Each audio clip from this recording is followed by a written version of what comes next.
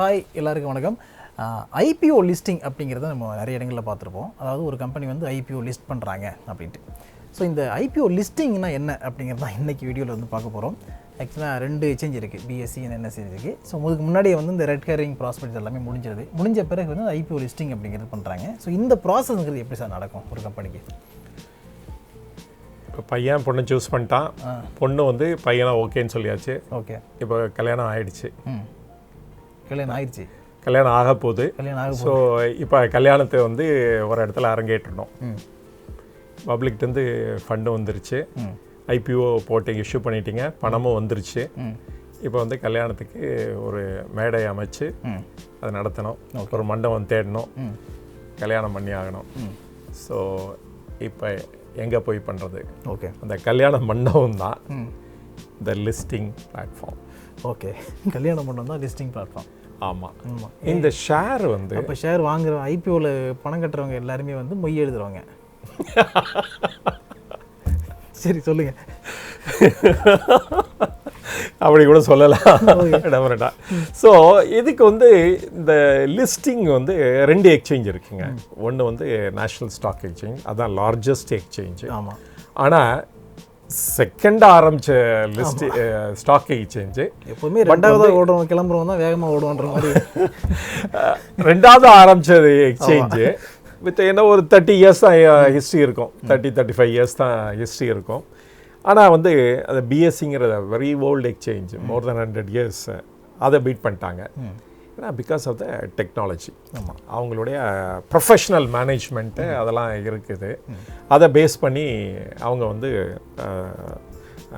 More powerful and better companies எல்லாத்தையும் list பண்ணி வச்சுருக்காங்க.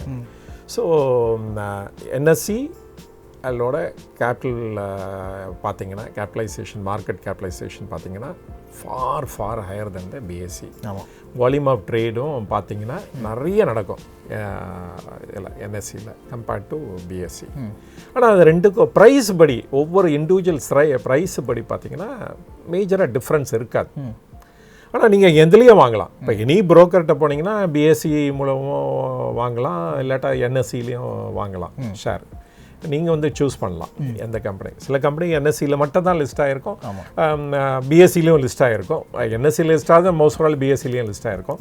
சில இது BSEலாலும் லிஸ்ட் ஆகிருக்கும், NSEயில் லிஸ்ட் ஆகிருக்காது. அந்த மாதிரி கம்பெனிஸும் இருக்குது. ஓகே. ஸோ இது எதுக்கு லிஸ்டிங் அப்படின்னா, இப்போ நம்ம எதுக்கு ஐபிஓவில் கான்ட்ரிபியூட் பண்ணுறோம், அதில் வந்து ஒரு பணம் சம்பாதிக்கணும்னு நினைக்கிறோம். அப்போ அந்த இன்வெஸ்ட்மெண்ட்டு நமக்கு ரிட்டர்ன் வரணும். அப்போ வந்து இதை வந்து ஏதோ ஒரு இடத்துல ட்ரேட் ஆகணும். அந்த ட்ரேட் ஆனால் தான் அதில் வந்து பையர் அண்ட் செல்லர் வந்து ஒரு மீட் பண்ணுவாங்க. அவங்க வந்து ஒவ்வொருத்தங்களும் ஒரு ப்ரைஸ் பிட் பண்ணுவாங்க, இல்லை வாங்குறதுக்கோ கொடுக்குறதுக்கோ. ஸோ அந்த இதை டிசைட் பண்ணுறதுக்கு தான் அந்த லிஸ்டிங் பிளாட்ஃபார்ம், என்ன BSEயும் NSEயும். Okay. So the buyer and seller வந்து த்ரூ தர் புரோக்கர் அவங்க மீட் பண்ணி வாங்கிப்பாங்க, இல்லாட்ட விற்றுப்பாங்க.